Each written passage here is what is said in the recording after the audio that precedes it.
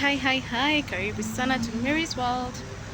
Yeah, today I've decided to take this from outside. I'm on lunch break.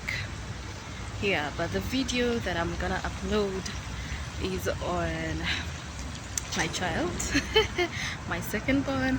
I'll just put up events following her birth, uh, from a few days, maybe 2 days to delivery. That's what I'm planning. 2 days to delivery is what I'm gonna post, my thoughts and all that. It was quite the journey. Let me just try and pause for a moment. It was quite the journey because I wanted to have a vaginal birth after CS, but the doctor said no. Yeah, but I'll try and put a, I don't think I'll be able to put a voiceover. I don't think so. So I was just gonna say just a brief intro of the video. That's for you guys to know what I'm going to put up.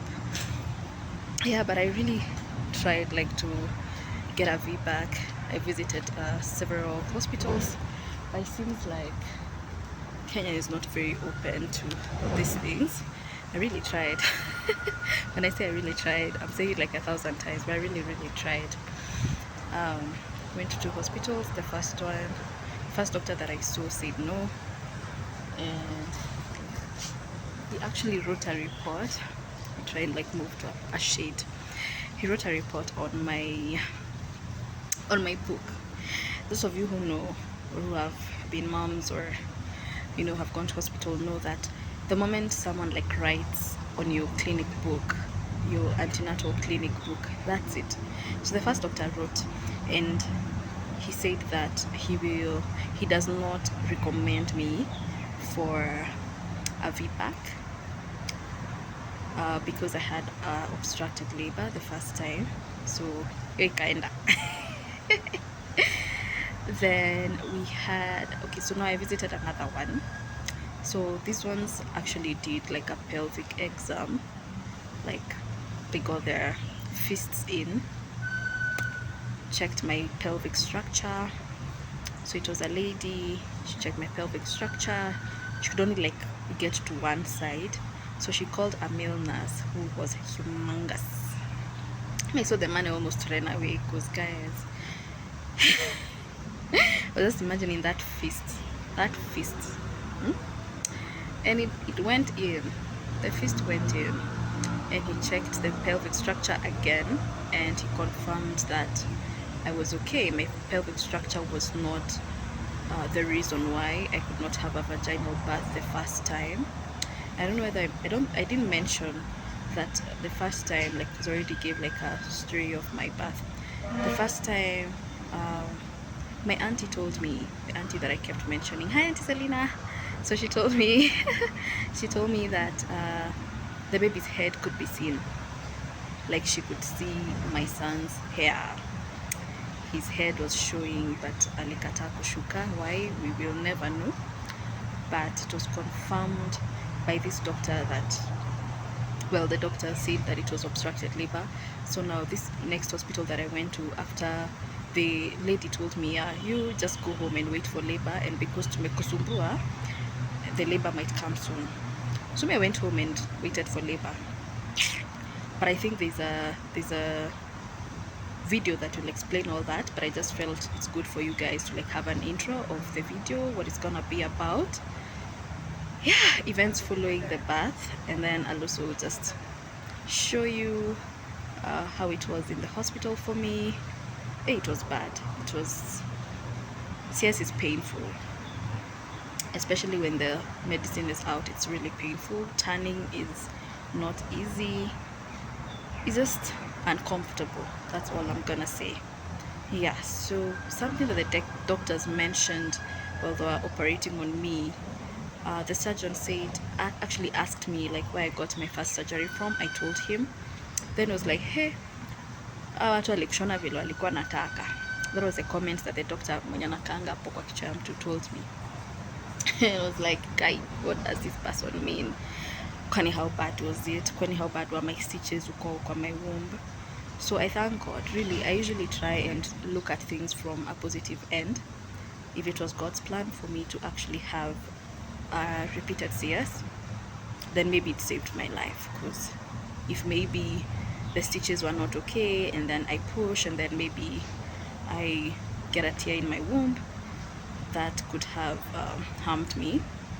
And because they confirmed that the stitches weren't looking good, I don't know whether it's a thing they say just to scare people or it was actually the truth. I'll never know because I'm not a surgeon and I was not operating on myself. But yeah, that is what happened. So I still say thanks to God because I gave birth successfully. My daughter just turned 1. Ooh, I'm the happiest. I'm so happy. I'm so happy. She just turned 1. And I also try and like put up like videos. I'll combine videos of how mothering has been for me over time. They're not so Korea, but it's good to like take you into my journey for you to just have a feel of how it is, how the first year has been for me. Yeah, so that's about it. So see ya then. So today is 15th of November, 10 days to my official EDD. Yeah, this is when it's like hitting me. It's 10 days to my official EDD according to LMP. I just took breakfast, egg and chapati. Honestly, I feel fatter. I legit feel fatter. Yeah, my face. Yeah, I've grown fat. Oh my god, and how come people never tell me that I've grown fat? Anyway, so yeah, I legit can feel how fat I've become. Mm. Anyway, um, so I went to the doctor's on Saturday. That was on the 12th. And I was going for a hospital visit at Jacaranda. And then they told me that they could actually do a pelvic exam to be able to determine whether or not I can do a normal delivery. And we did that. And I must confess that it was very uncomfortable, bearable, but uncomfortable.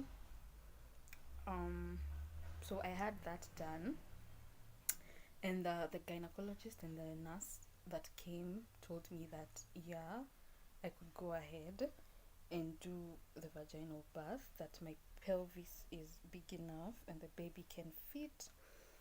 But of course they cautioned me that they don't take Vbacs the same way as any other delivery, so it's usually like a double booking, knowing that I can go in for CS.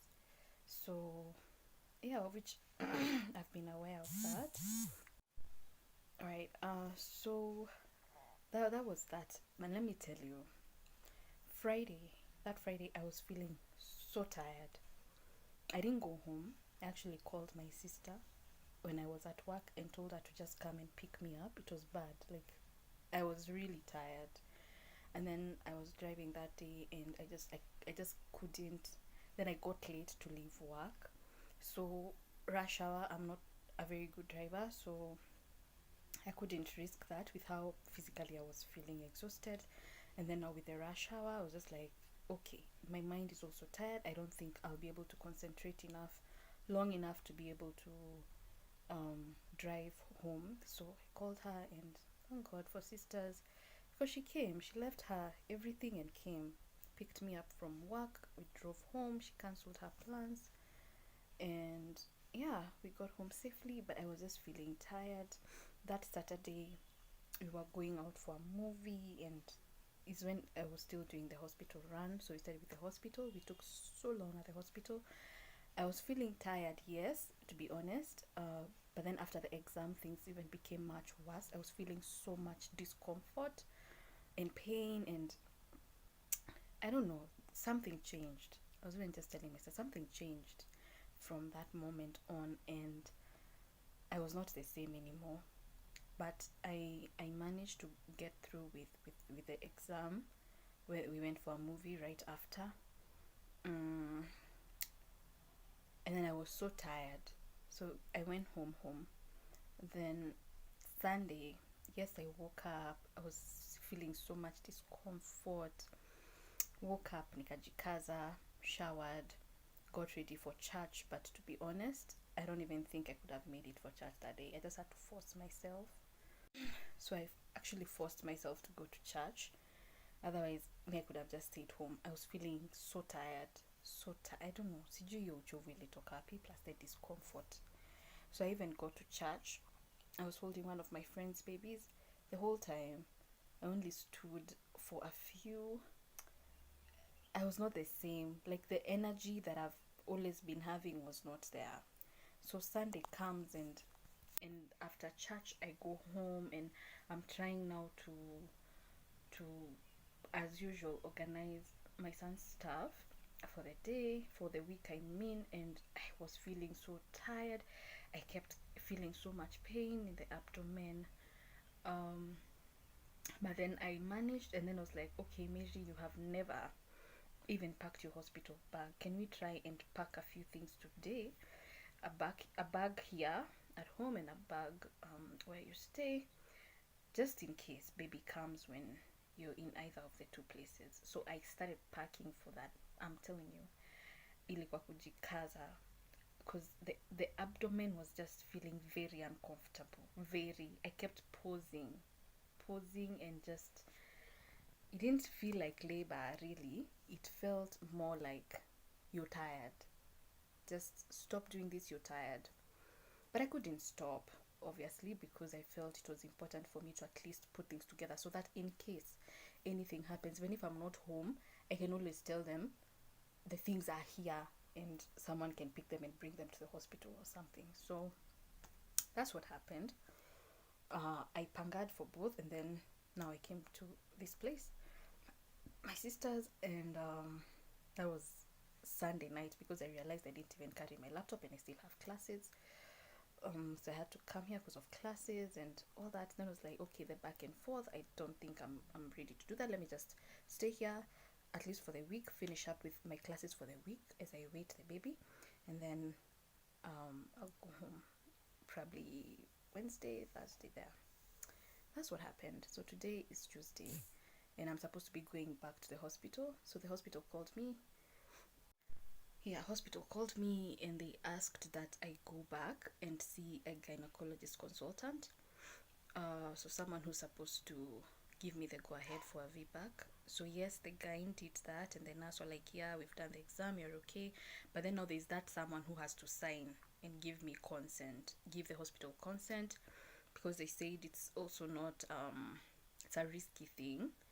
Not that huwa wanakataza watu, but they know the risks that are involved. So they also, that consultant has to be well convinced that this is it. So that's why the hospital called me yesterday, and I'd planned on going there today actually for the visit, because I was not able to do around and see the place. Now since that didn't happen, I'd planned not to go today. So they had told me to go in tomorrow, but then I called them in the morning. I tried really calling them back yesterday, but they were not picking. So now I called them again today, and they picked, and they told me the doctor will be there up until 1. So that's what I want to go do right now. I've taken breakfast, I'm ready, I've showered, so I want to just go. Yeah. So something weird has happened. Went to the loo number 2, and when I was done, I was wiping down, I see some blood. Like, huh? Okay. Yeah, it was not too red. Yeah, and it was kidogo. So I wiped again, and it wasn't really there. But I know it came from hizo sides, the vagina, cervix, blah blah blah. I know it came from there because I'm not constipated. So we don't know what's up. I'm just going to go to the hospital kama kawaida and see what's up. But I don't think I'll mention that part, because I don't think it's that necessary. Unless I see and I get another blood show, I don't think it's necessary to mention at this moment, and I have no pains anyway, so wacha tutaona. But the baby today has been quite quiet. Yeah, she's moving but just quiet, not as usual. Anahuanga all over the place. I even thought it's baby hunger. I've fed her, tuko sawa, so I don't know, but kana move too, but amenyamaza, ametulia sana leo, which I woke up seeing. And